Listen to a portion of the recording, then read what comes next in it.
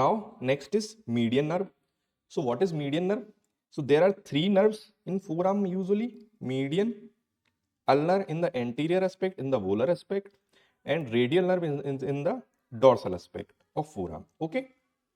Now median nerve. So you know, when you put the hand suddenly at the medial epicondyle, so there is a sensation on the entire medial aspect. So that nerve is ulnar nerve.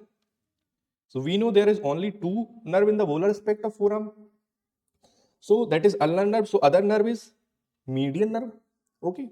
So median nerve को काम क्या है? Mostly काम दिया गया है forearm muscles को supply करने का. And that's why it is known as leverer's nerve. Okay. And ulnar nerve supplied mostly hand muscles. That's why it is musician nerve, because musician use fingers. So, and fingers mostly muscle are supplied by the ulnar nerve. So that's why it is musician nerve. And lever work from the forearm muscles. So that's why it is leverer's nerve. Okay.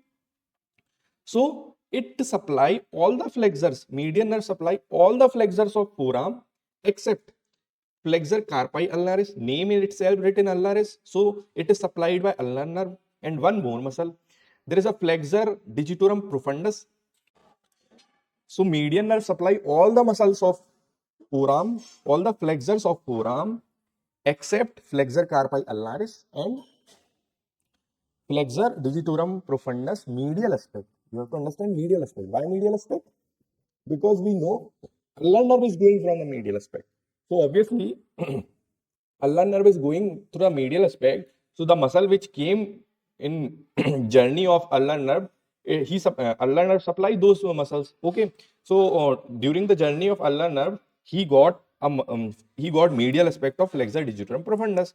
So ulnar nerve supply that muscle. Okay. Now again median nerve is forwarding in hand. So it supply all the thinars, because in the lateral aspect we have the thenar muscles. So these muscles are supplied by the median nerve except adductor pollicis, which is supplied by the ulnar nerve. So after supplying thenar muscles, it goes again. It supplies the sensory part, that is lateral 3.5 fingers. Okay, and after thenar muscle there is lumbrical, so it supplies the first and second lumbricals. Okay. Now there is a branch of median nerve. There is a branch of median nerve, that is anterior interosseous nerve. So anterior interosseous nerve supplies the deep compartment muscle, that is FPL, flexor pollicis longus, and lateral half of FDP, that is flexor digitorum profundus. These both muscles are supplied by the anterior interosseous nerve.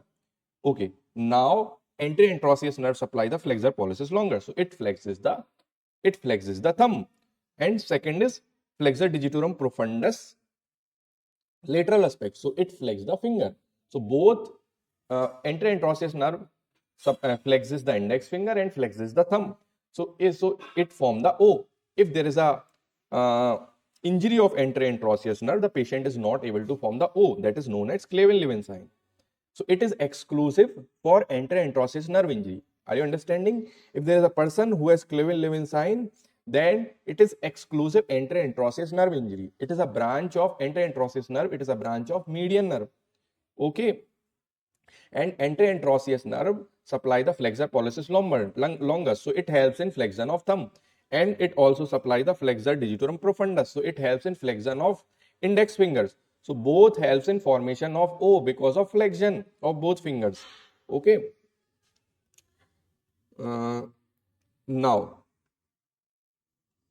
Now the injury of median nerve patient pen test is positive.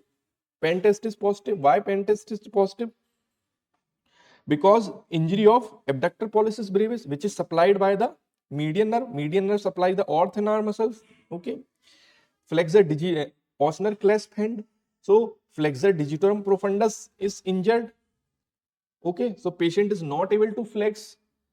Patient is not able to flex the middle finger. So this is the Osner clasp hand of Benediction, because of injury to the flexor digitorum profundus. So that is the hand of Benediction, ape thumb hand. So the thumb will be like this because of injury to the median nerve. Okay, patient is not able to do the abduction of thumb. Okay, so that is ape thumb hand.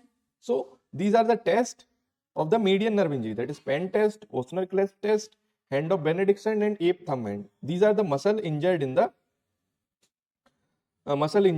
median nerve injury, because median nerve supply the flexor digitorum profundus, lateral aspect and flexor digitorum superficialis. Okay, now patient is asked to clasp his hand, the index finger will remain straight, so that is pointing index. Okay, this because the finger flexor superficialis as well as profundus of index finger is paralyzed. So both the profundus help in the flexor at DIP and superficialis help at the flexor at MCP. So both are injured. So that's why you will find the finger clasp sign. Why it is of index finger?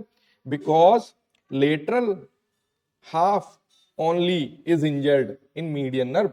So patient is not able to flex that lateral half of DIP joint. So that's why DIP joint is not able to flex in DIP joint because of flexor digitorum profundus, and not able to flex the MCP joint because of flexor digitorum superficialis. Okay, so that's why there is a Osner clasp hand. So are you getting a point? Flexor digitorum profundus flexes the DIP joint and flexor digitorum superficialis flexes the PIP and MCP joint. So that's why the lateral half of fingers DIP flexion is hampered and MCP and PIP joint flexion is hampered. So the finger will be straight. That's why it is Osner clasp test is positive. Okay, and the hand of Benedictson is due to injury of flexor digitorum superficialis. Okay, now we have 4 P's: pen test, pincer grasp, because of this enterointraosseous nerve injury, pointing index sign, ape thumb deformity. Okay, so this is median nerve. Okay,